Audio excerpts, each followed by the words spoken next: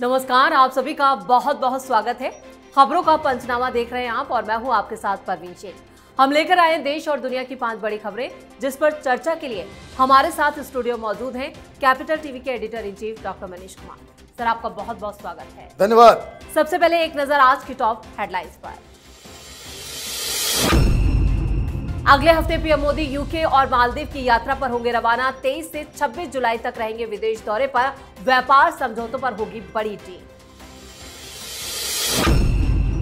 संसद के मॉनसून सत्र से पहले विपक्ष में मची भगदड़। आम आदमी पार्टी ने इंडी गठबंधन से खुद को किया बाहर। टीएमसी ने भी कांग्रेस पर लगाए गंभीर आरोप। बिहार एसआईआर प्रक्रिया को लेकर चुनाव आयोग का बड़ा दावा। 90% मतदाताओं ने भरे फॉर्म। 36 लाख वोटर अपने पते पर नहीं मिले। मनसे प्रमुख राज ठाकरे के खिलाफ सुप्रीम कोर्ट में जनहित याचिका दायर। भाषा विवाद पर हिंसा भड़काने के लिए एफआईआर दर्ज करने की गई मांग। टीआरएफ पर लगे बैन से बौखलाया पाकिस्तान। अमेरिका पहुंचे पाक वित्त मंत्री मोहम्मद औरंगजेब। सीनियर अधिकारियों के सामने गिड़गिड़ाए। खबरों में सबसे पहले बात पीएम मोदी की। प्रधानमंत्री मोदी 23 से 26 जुलाई तक ब्रिटेन और मालदीव की यात्रा पर रहने वाले हैं। ब्रिटेन के साथ मुक्त व्यापार समझौते पर हस्ताक्षर होंगे, जबकि मालदीव में पीएम मोदी राष्ट्रीय दिवस समारोह के चीफ गेस्ट होंगे। यात्रा का मकसद भारत के कूटनीतिक रिश्तों को मजबूत करना है, जिसको लेकर बड़े फैसले हो सकते हैं। यात्रा का पहला चरण 23 से 24 जुलाई को भारत ब्रिटेन मुक्त व्यापार समझौते यानी एफटीए पर हस्ताक्षर से होगा। पीएम मोदी उसके बाद 25 से 26 जुलाई को मालदीव में रहने वाले हैं, जहां वो मालदीव के 60वें राष्ट्रीय दिवस समारोह के मुख्य अतिथि होंगे। मालदीव के राष्ट्रपति मोहम्मद मोइजू की सरकार ने पीएम को लेकर बड़ी तैयारी की है। एक बार फिर पीएम मोदी बड़ी अचीवमेंट के लिए विदेश यात्रा पर। देखिए, ये एफटीए जो ब्रिटेन के साथ साइन किया जा रहा है, हिंदुस्तान के लिए बहुत बड़ी खुशखबरी है। पूरी दुनिया में टैरिफ वॉर चल रहा है, इतने टैरिफ लगा देंगे, इतने लगा देंगे। और क्या डील करके हम आ रहे हैं? हम डील करके आ रहे हैं कि हमारे लेदर गुड्स, हमारे कपड़े, हमारे बहुत सारी चीज़ें जो वहाँ इस्तेमाल होंगी, वहाँ कोई टैक्स नहीं देना पड़ेगा। मतलब हिंदुस्तान में बनाया गया सामान इंग्लैंड में सस्ते दामों पे बिकेगा और इससे हमारा एक्सपोर्ट बढ़ने वाला है। इस एफटीए से सबसे बड़ी जो जानकारी ये निकल के आ रही है कि 2030 तक हिंदुस्तान और ब्रिटेन के बीच $120 बिलियन का बिजनेस बढ़ने वाला है। $120। आप एक देश के साथ ये बिजनेस करेंगे, हमारे सामान वहां जाएंगे। और हमने क्या दिया है? हमने अपने जो क्रूशियल सेक्टर्स है उसको बचाने में भी हम कामयाब रहे हैं, लेकिन वहां से जो ब्रिटेन की तरफ से हमारे यहाँ आएगा, जिसके ऊपर टैरिफ कम किए गए हैं, ऐसा नहीं कि हमने फ्री कर दिया है। इसमें लीकर है, विस्की है, वाइन्स है, प्लस ईवी है और भी कई सारी चीज़ें हैं। कहने का मतलब ये है, जो बार बार इस बात को हम लोग कहते आ रहे हैं कि हिंदुस्तान में जो वर्तमान की सरकार है, नेशनल इंटरेस्ट उनका सर्वोपरि है और वो उसके साथ कभी कॉम्प्रोमाइज़ नहीं करते। इंग्लैंड से फिर वो मालदीव आएंगे। पिछले एक डिकेड में मालदीव के साथ हिंदुस्तान के रिश्ते वो ऊपर नीचे होते रहे हैं। वहाँ पे इस तरह का माहौल चल रहा था कि हिंदुस्तानी मालदीव छोड़ो, इस तरह से कैंपेन में लोग बातें करते थे। आज वही मालदीव प्रधानमंत्री मोदी को अपना चीफ गेस्ट बना करके बुलाया है। तो ये सारी चीज़ें, ये अच्छी खबरें हिंदुस्तान के लिए भी है, हिंदुस्तान के बिजनेसमैन के लिए भी है और ओवरऑल जो हमारा टारगेट है कि हिंदुस्तान को 2047 तक एक विकसित देश बनाना है, उसमें ये एक कड़ी की तरह देखा जा सकता है। जी, खबरों में अब बात इंडी गठबंधन में मची भगदड़ की। 21 जुलाई से शुरू होने वाले संसद के मॉनसून सत्र से पहले ही विपक्षी गठबंधन में भगदड़ मच गई है। इंडी गठबंधन आज वर्चुअल मीटिंग कर रहा है, लेकिन इस बैठक से पहले ही आप पार्टी ने खुद को गठबंधन से बाहर कर लिया। वहीं टीएमसी भी संसद में इंडी गठबंधन से अलग दिखाई देगी। खबरों की माने तो विपक्षी गठबंधन में पार्टियों की संख्या और कम हो सकती है। आप गठबंधन से ये कहकर निकली है कि इंडिया ब्लॉक अपने एजेंडे को बढ़ाने में विफल रहा है। वामपंथी नेता जॉन ब्रिटास ने सीपीआईएम की तुलना आरएसएस से करने पर राहुल गांधी को नसीहत दी है। उन्होंने कहा है कि राहुल गांधी को फूट डालने की बजाय धर्मनिरपेक्ष ताकतों को एकजुट करना चाहिए। दरअसल 18 जुलाई को राहुल गांधी ने केरल में कहा था कि वो आरएसएस और सीपीआईएम से वैचारिक रूप से लड़ते हैं, उनमें लोगों के प्रति संवेदना की कमी है। इंडी गठबंधन की जो फिलहाल हालत है वो क्या दर्शाती है? बताइए, आप दिल्ली में सीपीएम नेताओं के साथ हाथ खड़े करके फोटो खिंचवाते हो, हर जगह वहां पे आप खड़े रहते हो। जेएनयू में वामपंथियों के साथ कुछ होता है तो आप जेएनयू पहुंच जाते हो, और आप ये भी कहते हो कि वामपंथियों के साथ, सीपीएम के साथ, सीपीआई के साथ आपकी वैचारिक युद्ध है। ये कितने सारे मुंह आपने खोल रखे हैं। या केरल में कुछ और बोलना है, बंगाल में कुछ और बोलना है, दिल्ली में कुछ और बोलना है, महाराष्ट्र में कुछ और बोलना है। भाई, आपकी पूरी यूपीए सरकार बनी वामपंथियों के समर्थन से। वामपंथी नहीं होते तो यूपीए में आपकी सरकार भी नहीं बनती, और आप लोगों को लटकाने भटकाने का काम कर रहे हो। दिक्कत क्या है? कांग्रेस पार्टी इस जिद पर अड़ी हुई है कि राहुल गांधी को प्रधानमंत्री बनाना है, उनको एक राष्ट्रीय नेता, जननायक साबित करना है। लेकिन वो कैलिबर नहीं नजर आ रहा, वो कैलिबर नहीं है। क्योंकि आप एक अच्छा काम करते हो तो 20 गलत काम आपके हाथ से हो जाता है। तो जितना किया धरा होता है वो सब खत्म, वो सब खत्म। आपने पहले ही मीटिंग बुला ली, एजेंडा तय कर दिया, और उसके बाद आप कह रहे भाई इंडी गठबंधन की बैठक करेंगे कि सरकार को मॉनसून सेशन में कैसे घेरा जाए। बाकी लोग बेवकूफ हैं। आपके एजेंडे पे तो गठबंधन चलेगा नहीं। गठबंधन के एजेंडे पे बाकी लोगों को चलना पड़ेगा, आपको भी चलना पड़ेगा। लेकिन अब कांग्रेस पार्टी को कौन समझाए कि हर पॉलिटिकल पार्टी अपने सर्वाइवल के लिए राजनीति करती है। राहुल गांधी को नेता बनाने के लिए अखिलेश यादव ने समाजवादी पार्टी नहीं खोल रखी है, ममता ने टीएमसी नहीं खोल रखा, या केजरीवाल ने आम आदमी पार्टी राहुल गांधी को प्रधानमंत्री बनाने के लिए नहीं खोल रखी है। ये जब तक कांग्रेस पार्टी के अकल में नहीं आएगा तब तक इसी तरीके से बिखराव की खबरें आप सुनते रहेंगे। जी, खबरों में अब बात बिहार चुनावों की। चुनाव आयोग ने आज बिहार वोटर लिस्ट अपडेशन को लेकर बड़ी जानकारी दी। एसआईआर के तहत अब तक 94.68% मतदाताओं को लेकर उन्हें यहां पर फॉर्म भर लिए गए हैं। राज्य में कुल 7,89,69,844 वोटरों में से 90% लोगों ने फॉर्म जमा कर दिए हैं। हालांकि 4.67% मतदाता अपने पते पर नहीं मिले, जबकि 1.61% की मृत्यु हो चुकी है, और वहीं 0.75% लोग एक से ज्यादा स्थानों पर अपने नाम ट्रांसफर करा चुके हैं। वहीं 2 से 3% लोगों ने स्थायी रूप से अपना पता बदल लिया है। यानी पूरा आंकड़ा चुनाव आयोग ने पेश कर दिया। चुनाव आयोग ने कहा कि 1 अगस्त को ड्राफ्ट इलेक्टोरल रोल रिलीज कर दिया जाएगा। इसके बाद 1 महीने तक सभी राजनीतिक दलों और आम जनता को सुझाव और सुधार भेजने का मौका भी दिया जाएगा। वहीं विपक्ष अब भी चुनाव आयोग और एसआईआर को लेकर बवाल काट रहा है। एसआईआर को लेकर अब भी विपक्ष के सवाल खड़े, लेकिन चुनाव आयोग ने अपनी तस्वीर साफ कर दी है। देखिए, बहुत सारे पॉलिटिकल पार्टीज को चिट्ठी लिखी गई है, तेजस्वी यादव ने लिखा है विपक्ष के तमाम पॉलिटिकल पार्टीज को कि डेमोक्रेसी को बचाओ, फर्जी वोटर्स को बचाओ। बांग्लादेशियों का नाम कट रहा है, डबल लोगों का नाम कट रहा है, फर्जी वोटर्स के नाम कट गए, अब हम क्या करेंगे। अब आप देखिए कि एसआईआर को लेकर के ये लोग सुप्रीम कोर्ट गए। सुप्रीम कोर्ट ने कहा बिल्कुल सही काम कर रहे हैं, लोग बिल्कुल सही काम कर रहे हैं। एक रिक्वेस्ट किया कि भाई आधार को भी ले लो, तो इलेक्शन कमीशन ने कहा कि हुजूर हम ले तो रहे हैं, आधार कार्ड भी ले रहे हैं, इलेक्शन कार्ड भी ले रहे हैं, लेकिन सिर्फ उसको नहीं ले रहे। अगर आप आधार कार्ड दे रहे हैं, साथ में एक और सर्टिफिकेट देना होगा, ताकि वो दोनों तरफ से वो हो जाए। अभी क्या मालूम चल रहा है कि 4.5% के आसपास ऐसे लोग जो अपने पते पे ही नहीं है, घोस्ट वोटर्स हैं। और आप ये समझिए कि मोटा मोटी ऑन एवरेज ये समझ लीजिए 8 करोड़ वोटर्स हैं, तो ये तो आराम से 35 लाख के आसपास वोटर्स, वो तो घोस्ट वोटर्स निकल गए। 35 लाख वैसे हैं जिसमें कुछ मर गए, किन्हीं का डबल है कि यहां भी है वहां भी है, तो वो भी कैंसिल हो रहा है। और बहुत सारे लोग ये नेपाल, बांग्लादेश और म्यांमार के रोहिंग्या नजर आ रहे हैं। तो आप ये समझिए ये काम तो होना ही है।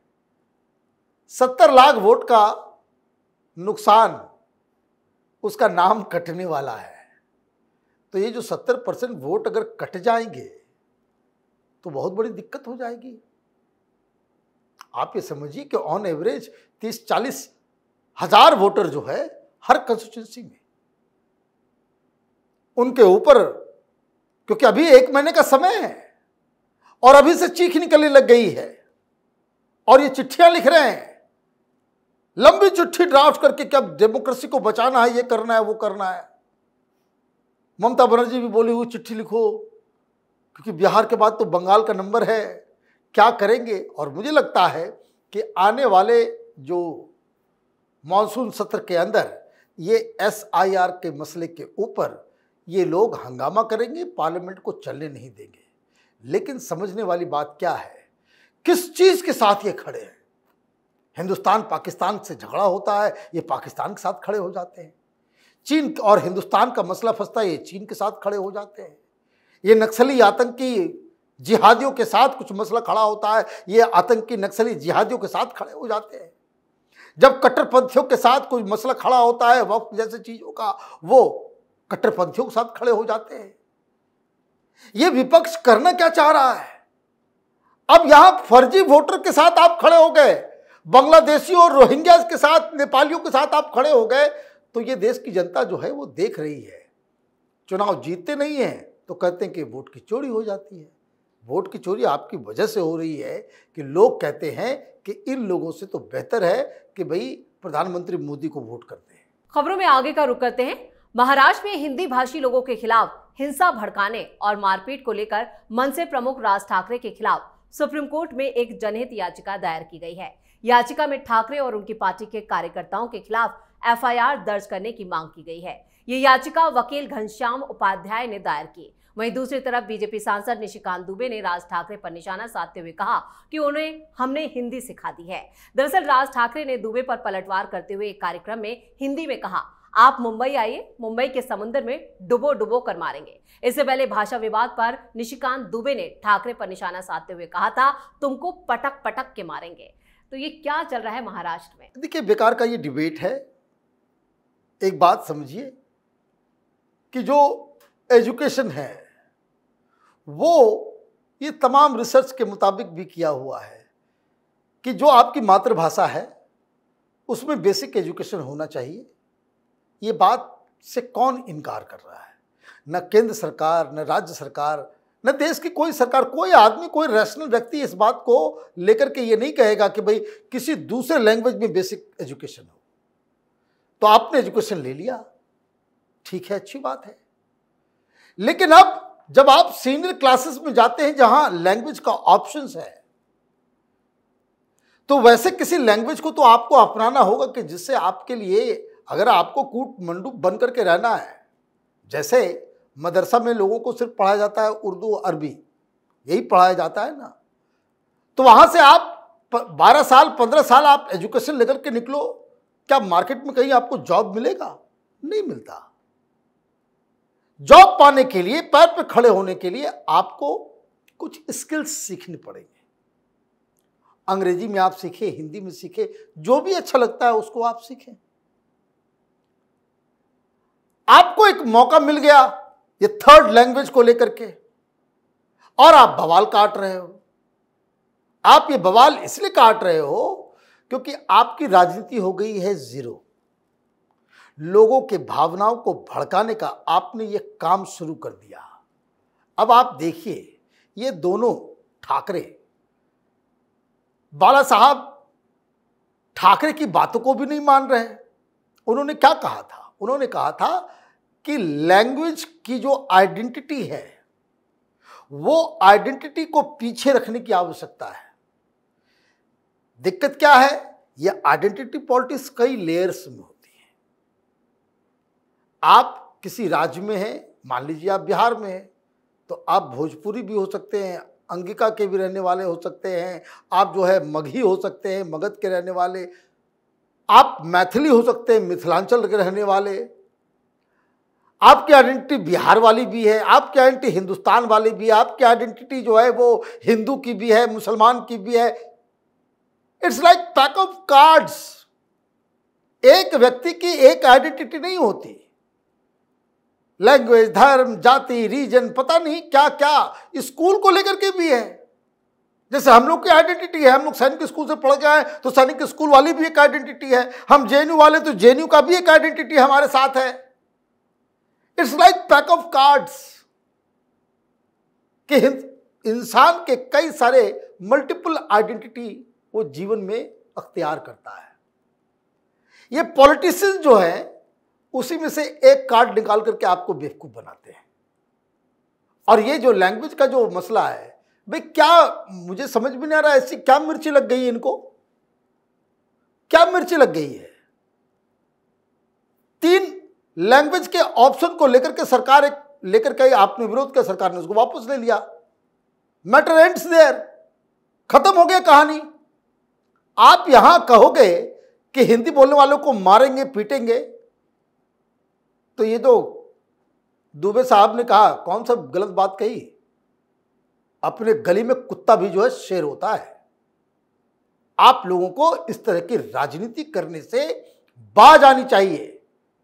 कल मराठी को जो है तमिलनाडु में मारेंगे लोग, कल तमिल वालों को जो है वो हरियाणा में पीटा जाएगा, कल हरियाणा वालों को जो है वो कर्नाटक में पीटा जाएगा, कर्नाटक वाले को बिहार में पीटा जाएगा। यही धंधा करना है क्या? यही धंधा करना है आप लोगों को? तो ऐसे नेताओं के ऊपर सुप्रीम कोर्ट जो मसला गया है, they must come very hard on these people कि इस तरह की वाहियात चीजों के ऊपर देश में राजनीति पूरी तरीके से वर्जित होनी चाहिए। सही कहा आपने। और खबरों के आखिर में बात पाकिस्तान के। अंतर्राष्ट्रीय मंच पर पाकिस्तान पूरी तरह से बेनकाब हो चुका है। अमेरिका ने जैसे ही टीआरएफ पर बैन लगाया, उसके बाद पाक पीएम शहबाज शरीफ बौखला गए। उन्होंने कहा कि ये सब भारत का किया धरा है। इसी कड़ी में पाकिस्तान के वित्त मंत्री मोहम्मद औरंगजेब अमेरिका पहुंच गए, जहां उन्होंने अमेरिकी प्रशासन के सीनियर अधिकारियों लुटनिक और ग्रेयर से बातचीत की। इस मुलाकात को लेकर काफी चर्चा भी हो रही है। वैसे पाक विदेश मंत्रालय के मुताबिक ये बातचीत रचनात्मक रही और दोनों पक्षों ने इसे सकारात्मक करार दिया। खासतौर पर यह मीटिंग पाकिस्तान के लिए अहम मानी जा रही है, क्योंकि अमेरिका उसका एक प्रमुख निर्यात बाजार है, खासतौर से कपड़ा और कृषि उत्पादों के लिए। लेकिन असल में इस मीटिंग का क्या है लबोलबाब, ये क्या है, ये मीटिंग वाकई में? देखिए, ये भिखमंगा मुल्क है पाकिस्तान, बिना पैसे, बिना कर्ज, बिना भीख लिए हुए चल नहीं सकता। अब ये तो मुनीर घूम घाम के आ गया, लेकिन हुआ क्या, ढाक के 3 पात। बड़ा अच्छा बयान दिया प्रधान विदेश मंत्री जयशंकर साहब ने। उन्होंने कहा, उनसे पूछा गया कि बड़ी नज़दीकियां आ रही है अमेरिका और पाकिस्तान की। फिर उन्होंने साहब कहा, भाई पाकिस्तान की अपनी नीति है, अमेरिका की अपनी नीति है, वो दोनों में दोस्ती करना चाहते हैं, उससे हमें क्या फर्क पड़ता है। हमारे साथ उनके रिश्ते क्या होंगे, पाकिस्तान को हम कैसे डील करेंगे, ये हम तय करेंगे। अमेरिका के फॉरेन पॉलिसी को हम तय नहीं कर सकते ना। अब किस तरीके से तय हुआ? तय इसलिए हुआ क्योंकि मुनीर वहां गया था और वो सीधा दंडवत हो गया कि हम आतंकवादियों के साथ काम करेंगे, उसको खिलाफ जो है एक्शन लेंगे, वी विल डू मोर। हम जो है ये कोशिश करेंगे कि जो तालिबान के दौरान जो अमेरिकी हथियार जो वहाँ छूट गए थे उसको रिवाइव करके हम देंगे, आपको हम एयर बेसिस देंगे, सब कुछ देंगे, प्लीज़ हमें इंडिया से बचा लो। लेकिन अब होता तो क्या होता, अब ये वहाँ पे बातचीत करके आ गए और सीधे सीधे अपना हाथ धो लिया कि भाई पहलगाम से हमारा कोई रिश्ता नहीं है। अब अमेरिका की सरकार ने कह दिया कि नहीं, तुम्हारा ही रिश्ता है, तुमने ही ये काम किया है। उसके 1 सप्ताह पहले एफएटीएफ की रिपोर्ट आ गई जिसमें बताया गया ये पहलगाम पुलवामा जो हुआ वो पाकिस्तान ने कराया। पहलगाम को लेकर के अब अमेरिका की सरकार कह रही है, तो कहने का मतलब है कि अब कुछ ही दिन के बाद FATF की मीटिंग होने वाली है और FATF की मीटिंग होगी, फिर प्रतिबंध लग जाएगा, फिर ग्रे लिस्ट में चले जाओगे। न फिर अमेरिका से कोई हथियार मिलेगा, न पैसे मिलेंगे, न वर्ल्ड बैंक से कोई पैसा मिलेगा, न IMF से पैसा मिलेगा। आप करोगे क्या? आप तो बिल्कुल पूरी तरीके से पंगु हो जाओगे। और इसलिए जैसे ही ये FATF की रिपोर्ट आई और अमेरिका की तरफ से ये बैन किया गया, और सिर्फ बैन ही नहीं किया गया, ये बताया गया कि लश्कर तोयबा का ही एक शाखा है। मतलब लश्कर तोयबा का मतलब हाफिज सईद जो पाकिस्तान में है, तो ये पाकिस्तान तो बुरी तरीके से फंस गया, इसलिए भागे भागे गए हैं। लेकिन अब पछताए होत क्या, जब चिड़िया चुग गई खेत, कोई फर्क नहीं पड़ने वाला। पाकिस्तान को अब कोई नहीं बचा सकता। इस तमाम जानकारी के लिए और सटीक विश्लेषण के लिए आपका बहुत बहुत धन्यवाद। धन्यवाद। खबरों का पंचनामा में आज के लिए इतना ही। देश और विदेश की बाकी खबरों और उनके सटीक एनालिसिस के लिए देखते रहिए कैपिटल टीवी। वीडियो को लाइक करें, शेयर करें और कैपिटल टीवी को सब्सक्राइब जरूर करें। धन्यवाद।